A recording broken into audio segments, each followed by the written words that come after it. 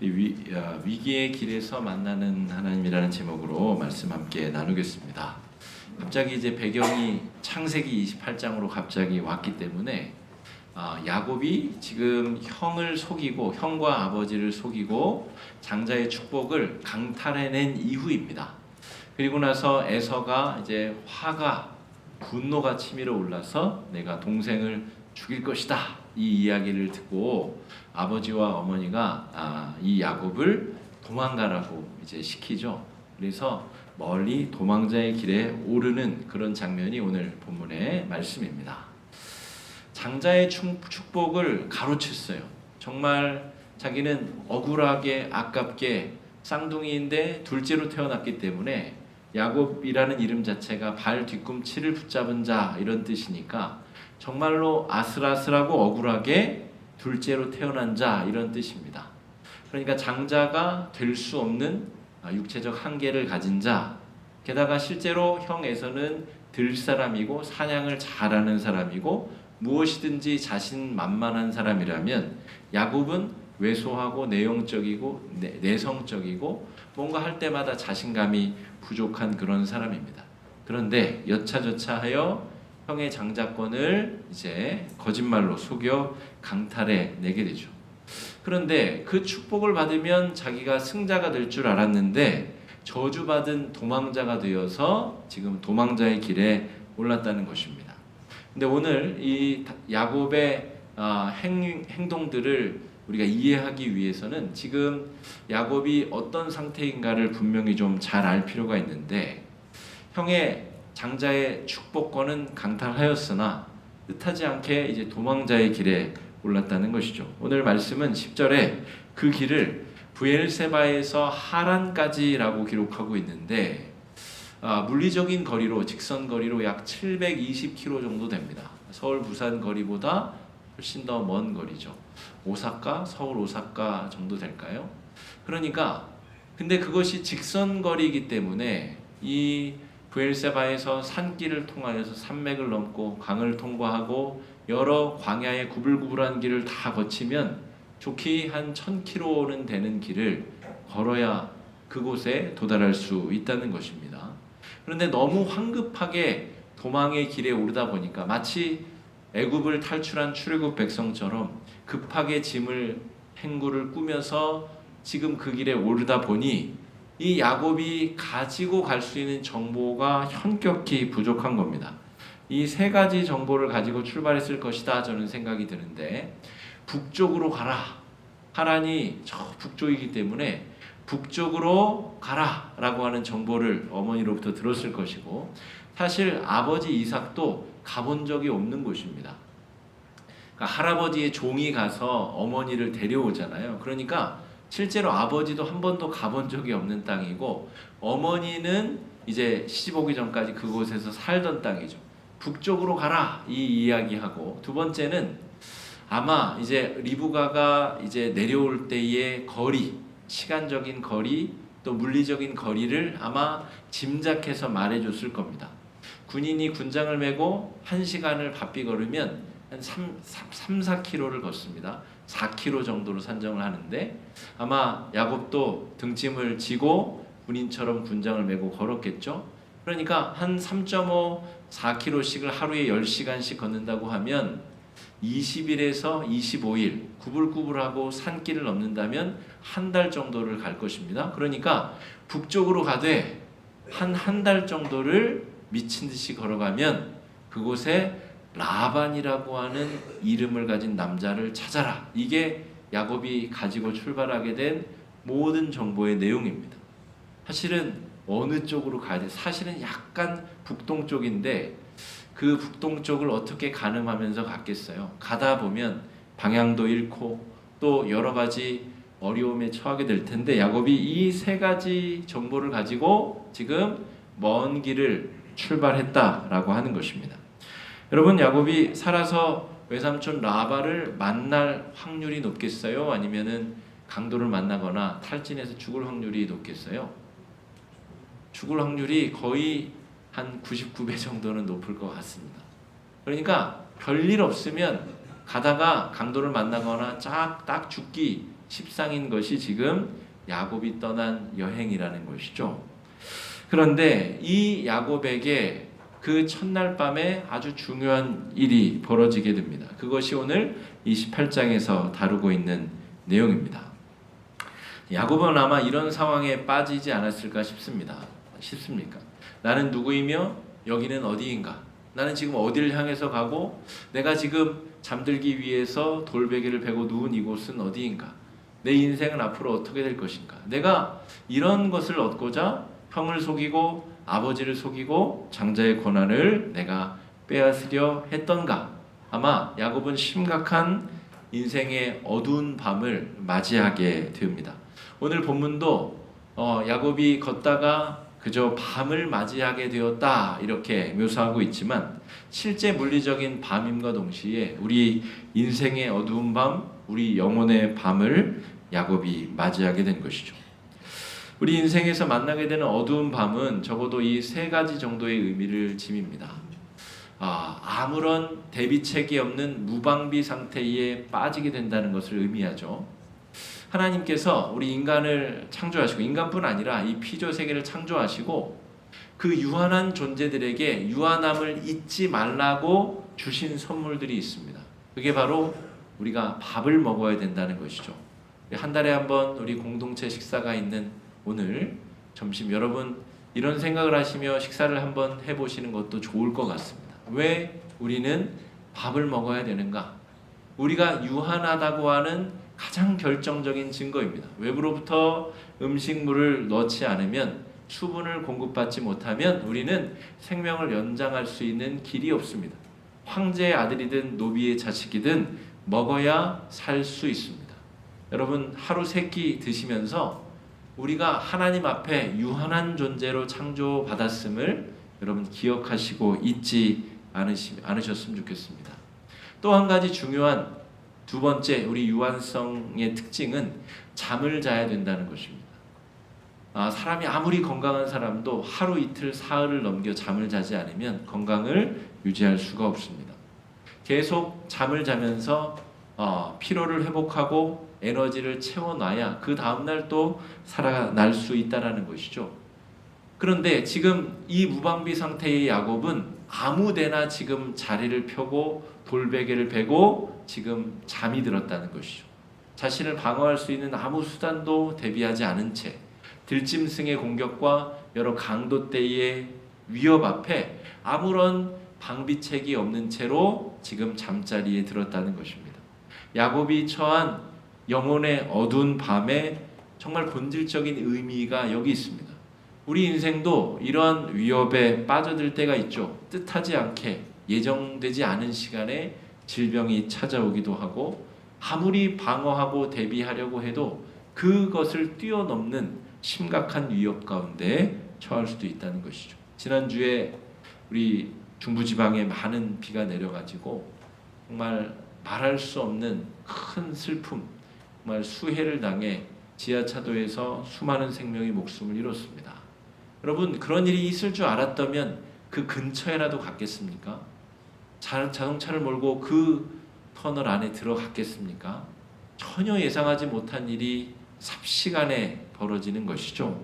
이런 무방비의 야곱이 지금 처해 있다는 것이죠.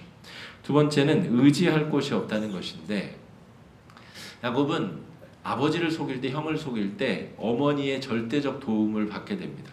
어머니가 아버지가 에서에게 하는 이야기를 엿듣고 그것을 야곱에게 이야기를 해주고 또 시간을 벌기 위하여 그 요리를 대신 감당해주는 요리할 동안에 야곱은 형의 방에 들어가서 형의 옷을 훔쳐 입고 마치 형인 것처럼 냄새를 연기하고 살가죽을 털로 덮어 그것을 형인 척 연기하는 준비를 합니다.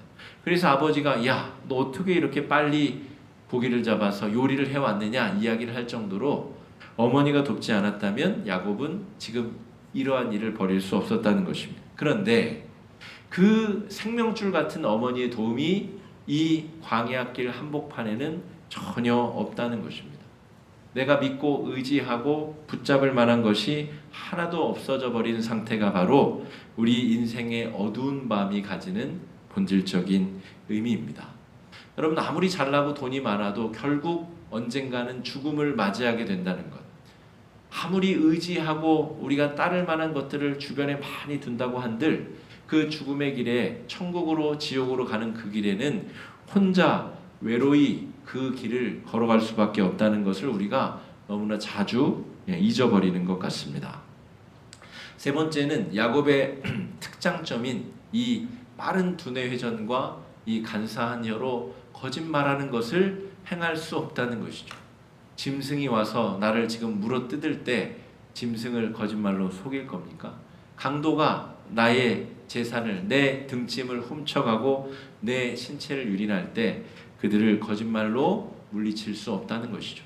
어떤 안정된 상황에서 야곱이 잘 세팅된 곳에서 사기칠 수 있는 사기꾼이지만 지금 이런 황막한 이 광야길에서는 거짓말도 통하지 아니하는 그런 곳이라는 거죠. 자신의 주 무기를 사용할 수 없는 그곳이 바로 어두운 밤이 가지는 중요한 의미입니다. 자, 오늘 11절 말씀 한번 읽어보겠습니다. 11절입니다. 시작.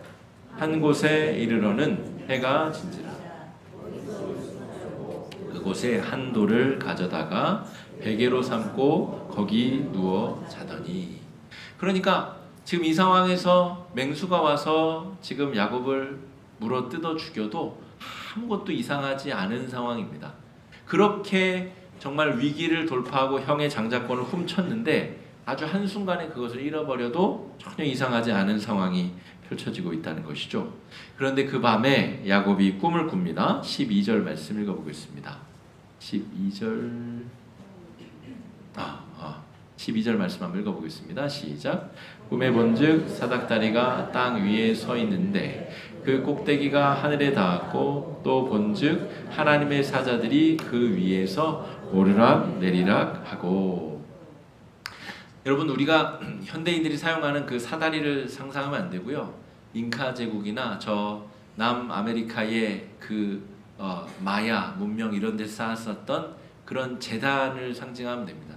계단이 있고 그것이 쭉 하늘로 향해 있는 제단 이것이 사닥다리의 바른 의미인데, 그러니까 꿈에서 본즉 그 사닥다리가 그 하늘로 향하는 제단이 거기에 있었다는 거죠. 그리고 천사들이 그 돌계단을 오르락 내리락 하면서 그 환상을 보았다는 것입니다. 야곱이 누웠었던 그 자리가 아무 자리인데 그냥 가다가 해가 져서 그냥 돌멩이 하나 잡아다가 베개에 삼아 잠든 곳인데 그곳이 바로 하나님의 집 영원한 공간으로 연결되는 길목이었다는 것이죠. 특별하지 않은 아무 의미가 없는 그 공간이 지금 야곱이 그곳에 누웠는데 의미 있는 공간이 되었다는 것입니다. 하나님이 야곱에게 오른쪽으로 4km, 그 다음에 직진으로 8km, 그 다음에 왼쪽으로 12km를 가면 거기가 바로 베델이다 이렇게 말씀하신 게 아니라 그냥 터덜터덜 가다가 이건 무슨 꼴인가, 이게 무슨 의미가 있나 하면서 걸어가다가 해가 져서 잠자리에 들었는데 그곳이 바로 베델이 되었다는 거죠. 오늘 말씀이 가지는 중대한 의미가 거기 있습니다. 야곱이 누운 아무런 자리가 바로 하나님의 집으로 연결되는 길목이라는 것이죠. 여러분 여기서 우리는 혼란에 빠지게 됩니다. 사기꾼이자 도망자, 저주받은 도망자인 야곱이 진짜 야곱의 모습인가? 아니면 하나님의 집에 가장 가까이 그 잠자리를 만들고 돌베개를 베고 하나님의 집과 가장 가까운 곳에서 잠에 든 이 사람이 하나님의 사람 야곱인가? 이 둘 모습 중에 어떤 것이 과연 야곱의 본래적인 모습인가? 라고 하는 것이죠. 남이 보는 내가 있고 하나님이 보는 내가 있습니다. 남이 보는 나는 저 거짓말쟁이 사기꾼의 도망을 가는 도망자이죠. 그리고 에서가 바라는 바는 이미 도망을 간 거 어떻게 되겠어요? 그냥 가다가 맹수에게 물려 죽거나 강도를 만나 딱 죽으면 고소하겠다. 에서가 그런 마음이지 않겠습니까? 그리고 별일 없으면 그렇게 될 일이 뻔해 보이는 그런 여정길에 올랐다는 것이죠. 그런데 하나님의 눈에 보기에는 그 잠자리에 하나님으로 집으로 향하는 통로를 열어주실 만큼 이 사람이 가진 이 간절함과 하나님의 축복을 사모하는 이 마음을 하나님께서 귀히 보고 계시다는 것입니다.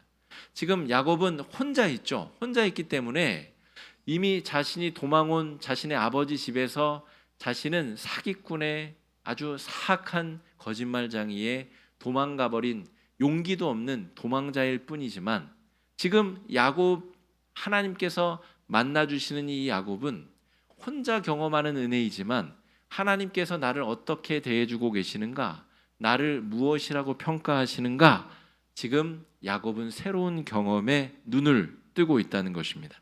그래서 16절에 야곱이 이런 고백을 하게 됩니다. 16절 한번 읽어보겠습니다. 야곱이 잠이 깨어 이르되 여호와께서 과연 여기 계시거늘 내가 알지 못하였도다. 야곱이 아까 이런 상황이었던 거죠. 나는 사기꾼에다가 거짓말쟁이에다가 부모마저 속인 폐륜적인 도망자일 뿐이야. 그런 마음을 가지고 여기까지 왔는데 하나님께서 야곱에게 새로운 깨우침, 새로운 가르침을 주셨다는 것입니다. 내가 알지 못하였도다. 하나님이 보시는 내가 훨씬 더 나라고 하는 본질에 가깝다는 것을 야곱이 깨달았다는 것이죠. 여러분, 이 여정이 그래서 굉장히 중요하고, 베델에서의 경험이 결국 수많은 시간 동안 환난과 어려움을 통과하여 야곱이 고향으로 돌아가야 되겠다라고 결심하게 만드는 중요한 역할을 하게 됩니다. 나중에 야곱이 라반의 집에 가서 크게 성공하죠. 그래서 20년이 지난 다음에 다른 곳으로, 더 넓은 땅으로 그 목초지를 찾아서 그 길을 떠날 수도 있습니다. 라반을 떠나는 길이 꼭 다시 고향 땅으로 돌아오는 길이 아니어도 됩니다. 왜냐하면 고향 땅에는 여전히 에서라고 하는 자신을 죽이려고 하는 인물이 버티고 있기 때문에, 그냥 상식적으로 생각하면 야곱이 굳이 이 베델로 돌아와야 될 이유는 없는 것이죠. 라반을 떠나서 더 넓은 영토를 찾아 자신의 길을 개척하면 되는데, 이 베델에서의 경험 때문에 위험을 무릅쓰고 야곱이 돌아오게 된다라고 하는 것입니다. 여러분, 하나님이 보는 눈으로 자기 자신을 본다는 것이 그래서 중요합니다. 우리가 위기를 만나고 어려움에 빠지고 자기 정체성이 완전히 흩어져 버려서 내가 누구이고 어디로 가고 있는지를 완전히 망실해 버렸을 때, 하나님이 나를 어떻게 보시는가를 우리가 잊지 않아야 우리의 노정을 다시 바로 잡을 수 있다라고 하는 것이죠. 그래서 하나님께서 13절에 이런 말씀을 연이어서 해주십니다. 다 읽진 않고 요약하면 이런 내용, 13절의 내용은 내가 누워있는 땅을 내가 너와 내 자손에게 줄 것이다. 네가 지금 누워있는 그곳을, 동서남북을 내가 너와 네 자손에게 줄 것이다. 지금 여러분, 야곱의 기도 제목은 뭘까요? 야곱의 제일 첫 번째 기도 제목, 첫 번째 기도 제목은 멀리 잡아도 한 달 뒤에 외삼촌 라반을 꼭 좀 만나게 해주십시오. 서울 가서 김서방 찾기, 저 바닷가에서 잃어버린 바늘 찾기처럼 어려운 라반을 만나야 되는데, 하나님, 지금 저 한 달을 걸어가서 라반 삼촌을 만나야 되는데 제발 꼭 좀 만나게 해주십시오. 제가 얼마 전에 우리 구도로에 피자 가게가 하나 있는데 거기에 피자를 제 주문해 놓고 찾아와야 될 일이 있었어요. 그래서 제 기억에 여기쯤 있겠구나 하고 이제 운전을 해서 갔는데 저 하이웨이 주유소 나올 때까지도 안 나오는 거예요. 그래서 다시 뺑글뺑글 돌아서 오다 보니까 요 화곡 초등학교 바로 앞에 있더라고요. 제가 그리고 나서 큰 깨달음을 얻었습니다. 이 자신의 기억을 의지하고 정말 걸어간다는 것이 얼마나 어리석은가. 여러분, 근데 잘 알고 거기 있는 게 확실한데도 불구하고 길을 잘못 찾아가는데, 한 달을 걸어가서 동서남북도 잘 판별이 안 되는 상황에서 한 달을 걸어가서 라반이라는 이름을 가진 사람을 찾는 게 얼마나 어렵습니까? 야곱의 최우선 기도 제목은 그겁니다. 그런데 하나님은 그 이야기를 하는 게 아니고, 그거는 당연하고 그 사람을 만나야 네가 거기서 지내다가 돌아올 것 아니냐? 네가 여기 와서 네가 누워있는 땅 동서남북을 너와 네 자손에게 줄 것이다.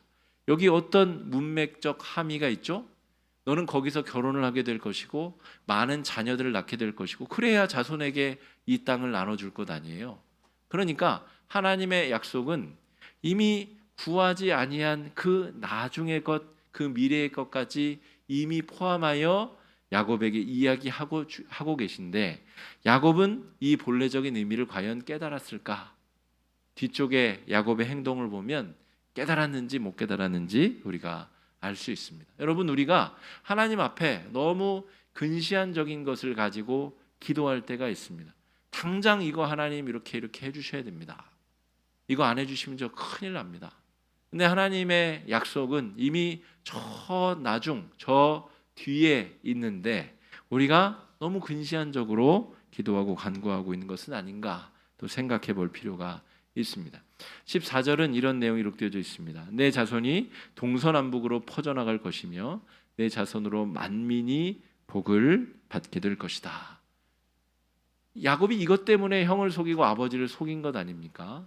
그런데 그 물리적인 땅이라고 하는 것, 여기 많은 재물과 또 많은 자손들이 큰 영토를 차지하게 된다는 것보다 더 중요한 의미는, 축복의 의미는 하나님이 동행하신다는 것입니다. 15절에 그 내용이 등장하고 있죠. 15절.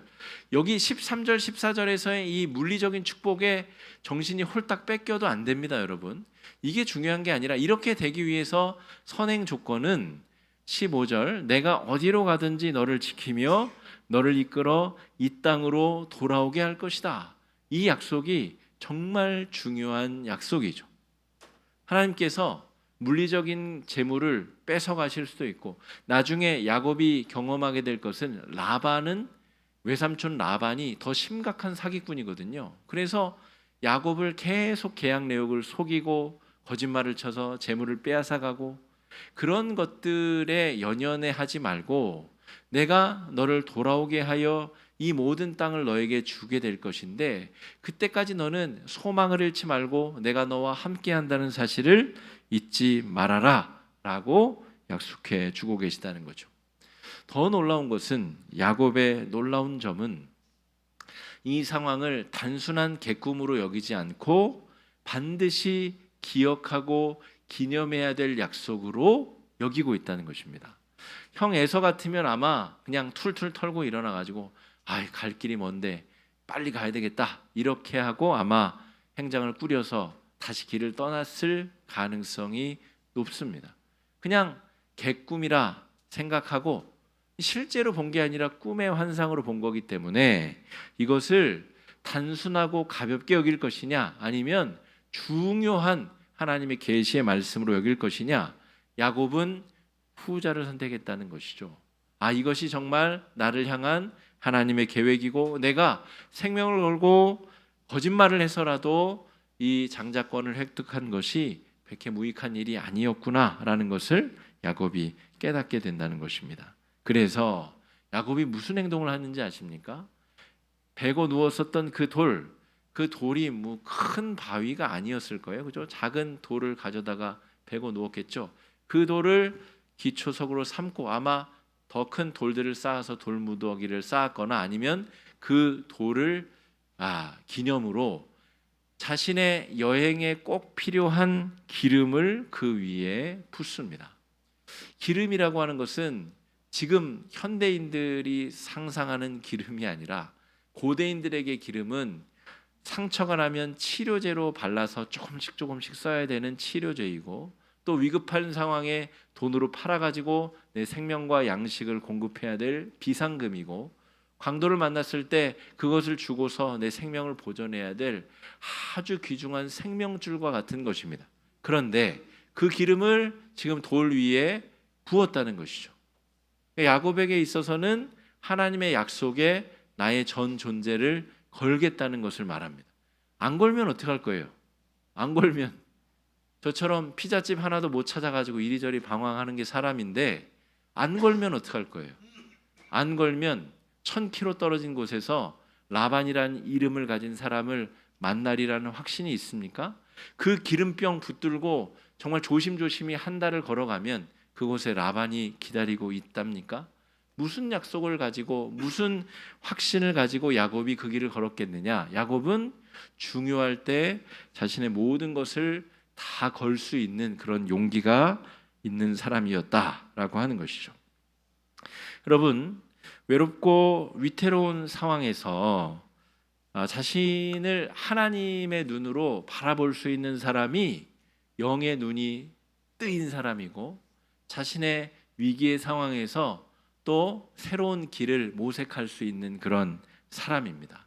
여러분, 야곱이 걸었었던 그 20에서 30여일 되는 그 고단하고 힘든 여정길에서 아마 야곱은 이 꿈의 사건을 계속해서 되뇌이며 하나님께서 함께해 주신다라고 하는 약속을 붙잡고 그 어려운 길을 걸어갔을 것입니다. 외롭고 위태로운 상황 가운데서 하나님의 눈으로 자기 자신을 볼 수 있는 사람이 그런 은혜를 경험할 수 있다는 것이죠.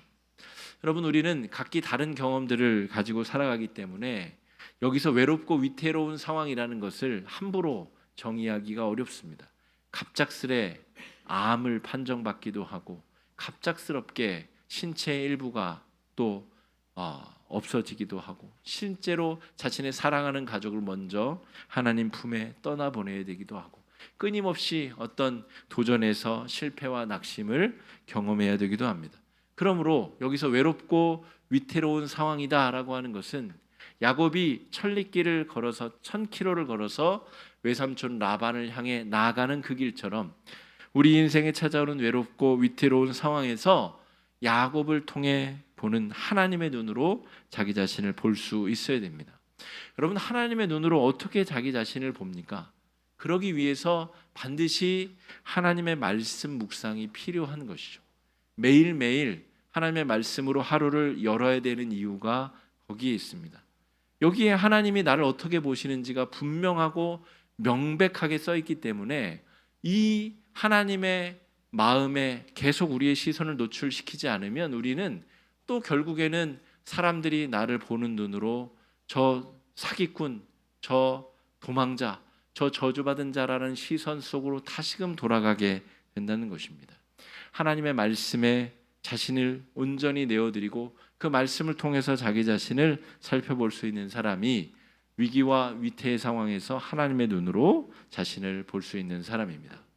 하나님의 약속을 소중히 여기고 믿음으로 나아갈 수 있기를 바랍니다.